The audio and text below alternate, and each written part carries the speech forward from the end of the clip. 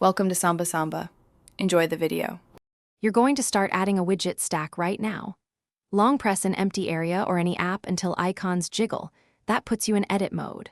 Once there, tap the plus gallery, find the app widget, and choose the size that matches what you need. Place the first widget on the home screen. Do this immediately because all following steps depend on having that initial widget in place and sized correctly for stacking. Now create the stack by dragging a second widget directly onto the first one. You'll see them combine. This is the only reliable stacking method. Make sure each widget is the same size. Mismatched sizes won't merge.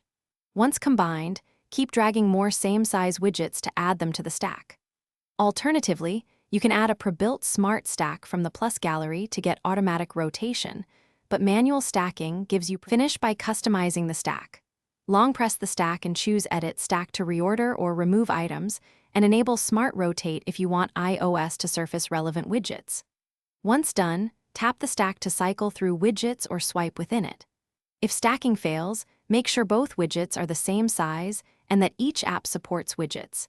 If they still won't combine, exit edit mode and restart the home screen or reboot the iPhone, then try the dragging step again. Thanks for watching. Consider subscribing if we helped you.